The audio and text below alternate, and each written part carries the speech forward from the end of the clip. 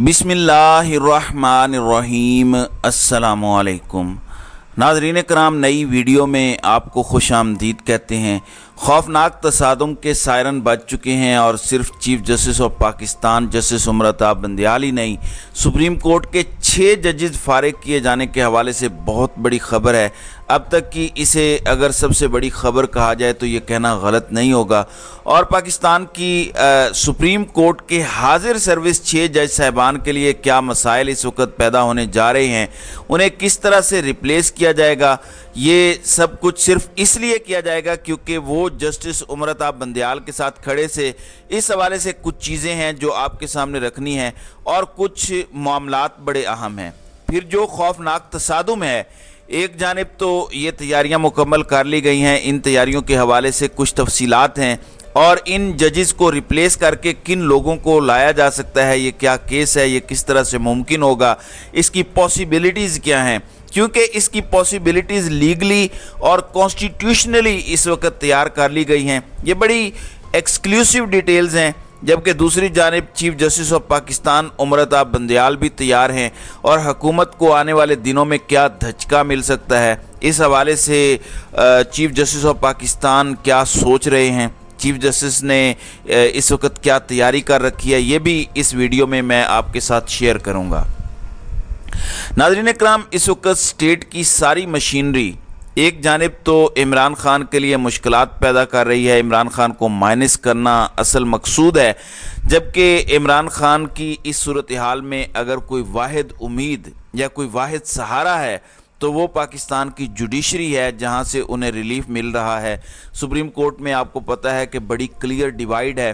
फिर इमरान खान की दूसरी ताकत उनके वकला हैं, क्योंकि काला कोर्ट जब से मैदान में आया है, इमरान खान की ज़मान पार्क की रौनकें बहाल करने का प्रोसेस शुरू हुआ है। वकला जिस तरह से आइन और कानून की खातिर इमरान खान के साथ यकजुबां हुए, इमरान खान के साथ इकट्ठे हुए, तो ये चीज़ें बड़ा डिसाइसिव रोल प्ले कर रही हैं। आप देखें कि इमरान खान को जब अरेस्ट किया गया, 9 मई के अफसोसनाक वाक़यात हुए, उस वक़्त भी चीफ जस्टिस ऑफ पाकिस्तान ने एक बड़ा क्राइसिस पाकिस्तान में ख़त्म करवाया।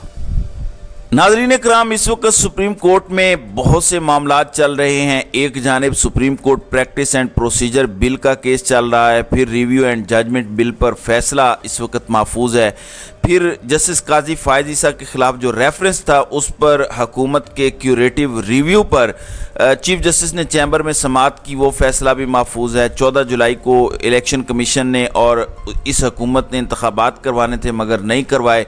जुडिशल ऑर्डर अपनी जगह मौजूद है, उस पर इलेक्शन कमीशन की नज़र सानी की दरख्वास्त पर फैसला महफूज है। फिर सुप्रीम कोर्ट का जो डंडा चलना है उसमें ये सारे के सारे फारिग होने हैं, ये चीज़ें भी अपनी जगह हैं।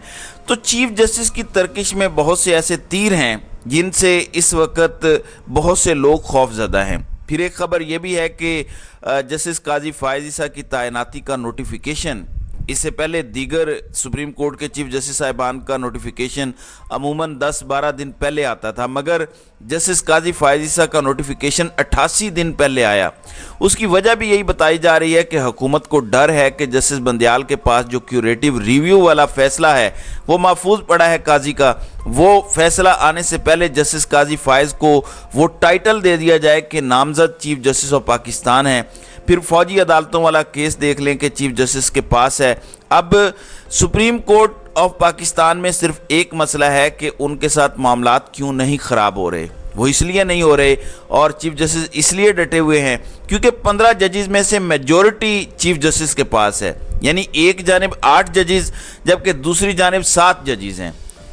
अगर ये यकीन माने 8 जजेस दूसरी जानिब हो जाएं तो राना साहब इस ख्वाहिश का इजहार भी कर चुके हैं कि जैसे इससे पहले भी एक चीफ जस्टिस को निकाला गया वैसे ही हम निकाल देंगे। और उन्होंने कहा कि इसकी नज़ीर मिलती है कि मेजॉरिटी का फैसला एग्जिस्ट करता है और चीफ जस्टिस को पीछे हटना पड़ता है। लेकिन इस वक्त चीफ जस्टिस के पास एक क्लियर मेजॉरिटी है।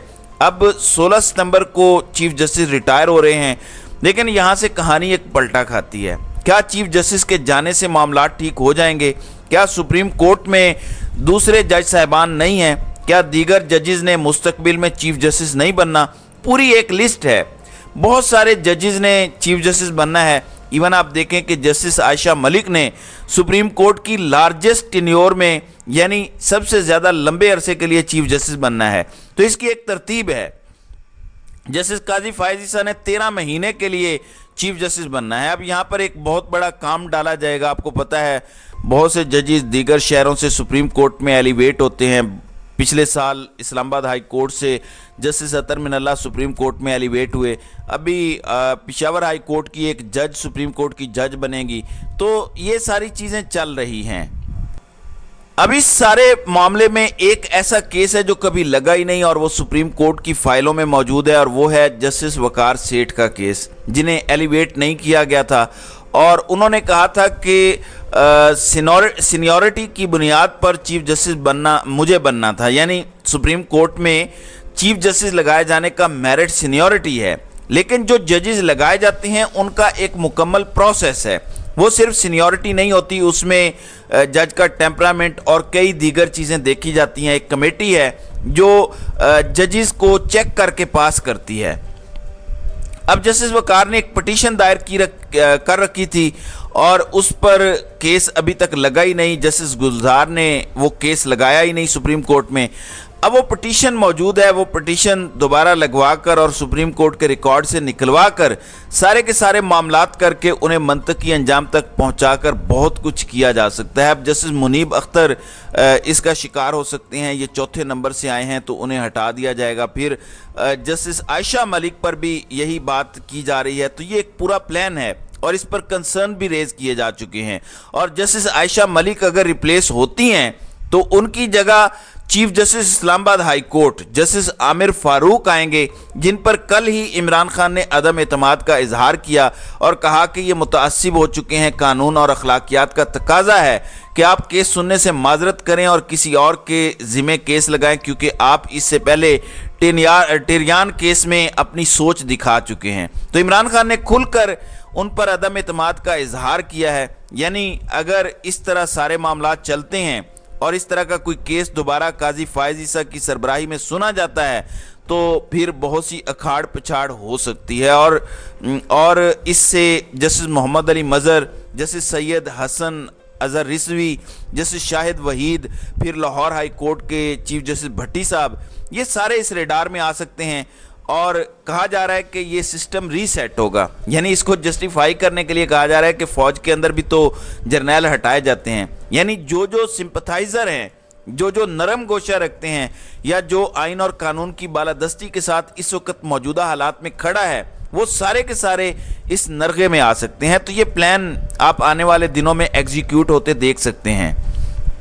دوسری جانب ناظرین کرام، chief justice of Pakistan Umar Ata Bandial کے پاس تقریباً 65 دن ہیں۔ اس سے پہلے انہوں نے فیصلے دیے مگر امپلیمنٹیشن نہیں ہوا۔ اب وہ ملٹری کورٹس پر فیصلہ دیں تو بھی عمل درآمد نہیں ہوگا، ایسے فیصلے دینے کا فائدہ ہی نہیں ہے۔ حکومت کہہ چکی ہے کہ ہم یہ والا فیصلہ نہیں مانیں گے، پھر حکومت کہتی ہے کہ آنے والا چیف جسٹس اس بینچ کو غیر قانونی کہہ چکا ہے، اگر کوئی توہین لگتی ہے تو آنے والا چیف جسٹس اس کو ختم کر دے گا۔ اب چیف جسٹس آف پاکستان نے کچھ لوگوں سے ملاقات کی، انہوں نے کچھ چیزیں واضح کی حکومت کے حوالے سے۔ انہوں نے کہا کہ کچھ فیصلے میں نے بھی لکھ رکھے ہیں، آنے والے دنوں میں آپ کو بتا سکتا ہوں کہ حکومت کی منجی ٹھک سکتی ہے۔ حکومت کے لیے روڈ اتنی آسانی سے خالی نہیں کی جائے گی کہ یہ سارے معاملات وہ کر لیں۔ چیف جسٹس نے کہا کہ 8 ججز آئین کے مطابق کام کر رہے ہیں، جبکہ 7 ججز سیاست کر رہے ہیں اور طاقتوروں کے اشارے پر ناچ رہے ہیں، اور انہوں نے کلیئر کیا کہ 8 ایک سائڈ پر اور 7 ایک سائڈ پر ہیں۔ جسٹس مظاہر علی اکبر نقوی کے حوالے سے انہوں نے کہا کہ وہ بالکل اپ رائٹ جج ہیں، اور یہ ریفرنس میں نے قاضی فائز عیسیٰ اور سردار طارق مسعود کو دیا تو اس سے کچھ وہ نکال کر دکھائیں۔ طاقتوروں کے پریشر کے حوالے سے انہوں نے کہا کہ میں آپ کو بتا بھی نہیں سکتا کہ کتنا پریشر ہے۔ اسلام آباد ہائی کورٹ کے ججز بھی مجھ سے ملے اور انہوں نے کہا کہ ہم پر اتنا پریشر ہے، تو میں نے انہیں کہا کہ ڈٹے رہیں، آئین اور قانون کے مطابق کام کریں۔ تو یہ ساری چیزیں اس وقت چل رہی ہیں۔ یہ منصوبہ ہے 6 ججز کے خلاف جو حکومت نے اور طاقتوروں نے بنا رکھا ہے کہ کسی بھی طریقے سے انہیں ہٹا کر اپنے مقاصد، جو مذموم مقاصد ہیں، انہیں پورا کیا جائے۔ تو ناظرین کرام، آپ کی اس ویڈیو کے حوالے سے کیا رائے ہے؟ آپ اپنی رائے کا اظہار کامنٹ سیکشن میں ضرور کیجیے گا۔